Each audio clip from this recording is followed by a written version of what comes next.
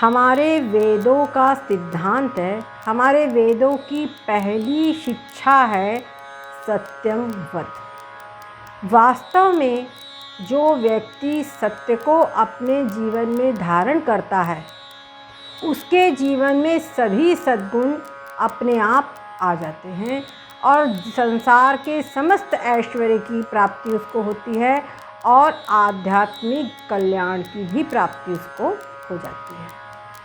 इस पर हम एक कहानी आप लोगों को बताएंगे। एक बार की बात है, एक गांव था। उस गांव में सब चोर रहते थे, अर्थात वो चोरों का गांव था और सभी वहाँ पर चोर थे। और एक बार ऐसा हुआ कि उस गांव में कुछ संतों की मंडली आई। चोरों का जो सरदार था उसने सबको बिल्कुल सख्त कर दिया कि देखो, ये संतों के पास बिल्कुल भी नहीं जाना। क्यों? क्योंकि संत लोग हमारी चोरी छुड़ा देंगे।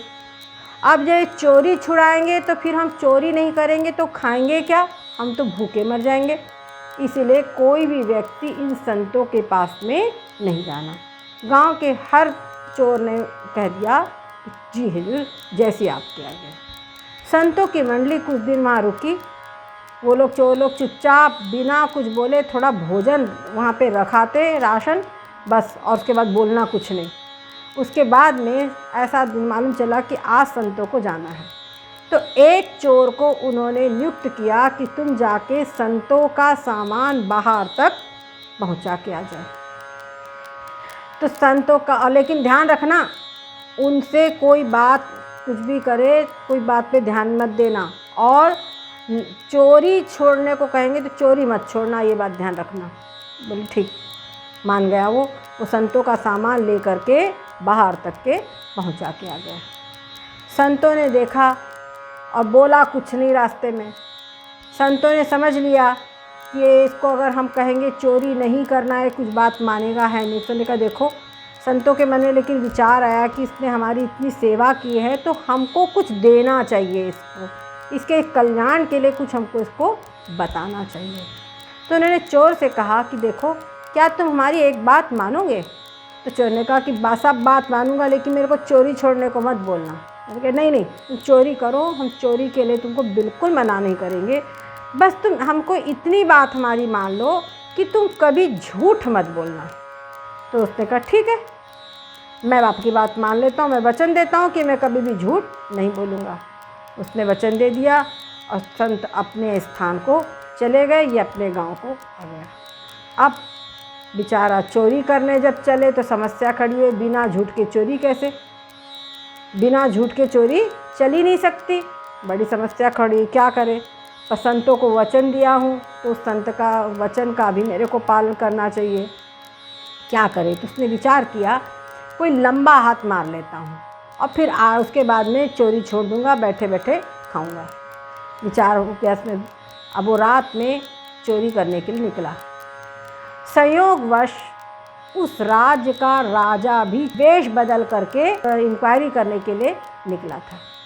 उसी की भेंट हो गई चोर से। उसने राजा ने चोर से पूछा, तुम कौन हो?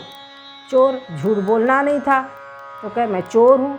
राजा को बड़ा आश्चर्य हुआ कि कभी कोई चोर बोलता है कि मैं चोर हूँ। तो उन्होंने कहा कि तो बड़ी विचित्र बात है। चोर ने राजा से पूछा, आप कौन है? तो राजा ने कहा मैं भी चोर हूँ। फिर क्या था, दोनों चोर मिल गए साथ में।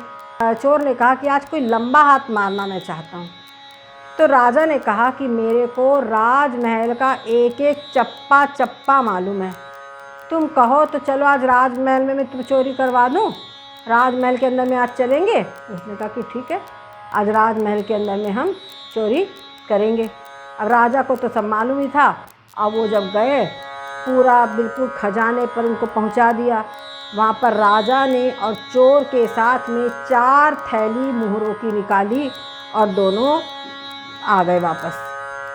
सवेरा जब हुआ, खजांची ने देखा कि अरे खजाने में तो चोरी हो गई है, 4 थैलियाँ चोरी हो गई है। तो उसने सोचा चलो मौके का लाभ मैं उठा लूँ। 2 थैली उसने भी गायब कर लिया वहाँ पे। राजा को सूचना दे दी गई बस सूचना, राजा को सूचना दी गई कि 6 थैली की चोरी हुई है। अब इधर राजा ने चोर से कहा था कि देखो तुम अभी एक पास के जंगल में गुफा में चोर को छुपा दिया। बोले कि ऐसा है, दिन में अभी जब थोड़ा बहुत हो हल्ला होगा, राजा क्या चोरी हुई है, जब थोड़ा माहौल शांत हो जाएगा तो मैं आऊँगा और अपन ये सब कुछ बराबर बांट लेंगे। चोर वहाँ पर निश्चिंत होकर के एक गुफा में सो गया। अब इधर हल्ला मचा, चोरी हो गई, सब जगह खोजा कर, कहीं चोर कुछ नहीं मिला। अब क्या हुआ, राजा ने कहा, पूछा, सब जगह देख लिया, नहीं मिला। तो अच्छा बताओ अमुक जंगलों में देखा है? तो उन्होंने कहा नहीं महाराज, वहाँ तो नहीं देखा। बोले जाकर वहाँ भी देखो। राजा को तो पता ही था। वो चोर सीधे 4 थैली के साथ में पकड़ा गया, राजा के सामने हाजिर किया गया। राजा ने उससे पूछताछ की कि बोलो तुमने चोरी किया? कौन? बोले हाँ महाराज, मैंने चोरी किया हूँ। तुमने कितनी थैली चुराई थी? 4 थैली महाराज।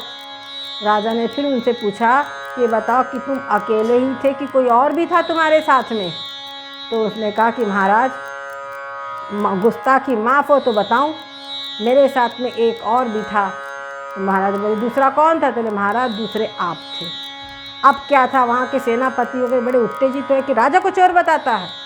राजा ने सबको रोक दिया, क्योंकि बात सही कहता है, इसने जो कुछ भी कहा सब सच कहा आज तक। उसने उस राजा ने फिर चोर से पूछा कि भाई ये तुम कैसे विचित्र चोर हो, कभी कोई चोर कहता है कि मैं चोर हूँ? तो उसने संतों के मिलने की बात, संतों को वचन देने की बात सब कुछ राजा को बता दी। राजा उससे बड़ा खुश हुआ कि देखो कैसे ये अपने वचन का पालन कर रहा है, एक चोर होते हुए भी।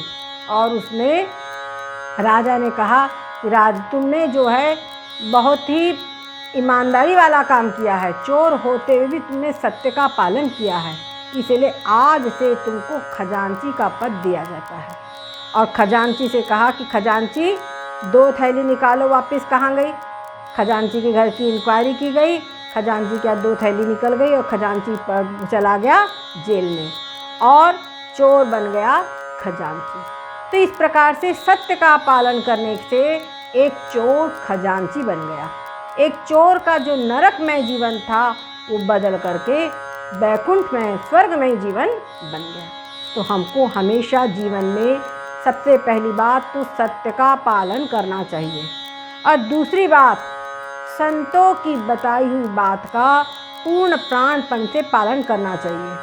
और संत ने केवल जो आपको गैरिक वस्त्र में मिले वही संत नहीं, आपके माता पिता, आपके घर के जो बड़े बुजुर्ग लोग हैं, ये भी आपको प्रथम शिक्षा जो देते हैं, ये सब आपके गुरुजन हैं। माता प्रथम गुरु होती है, इनकी भी आज्ञा आपको बराबर पालन करनी चाहिए। ये हमेशा अपने आप में कष्ट सहते हैं और बच्चों को सुख देते हैं। तो ये क्या है? ये संतों का लक्षण है कि स्वयं कष्ट सहना और दूसरों को सुख देना। तो माता पिता कुछ भी करे आपके लिए तो वो संत ही हैं, तो उनकी आज्ञा का पालन भी अवश्य ही करना चाहिए।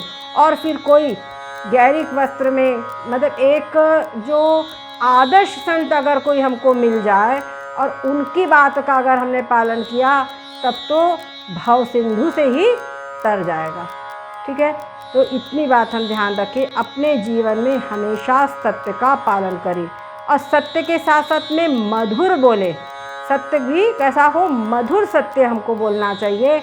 कटु सत्य कभी भी जब तक आवश्यकता ना हो तब तक नहीं बोलना चाहिए।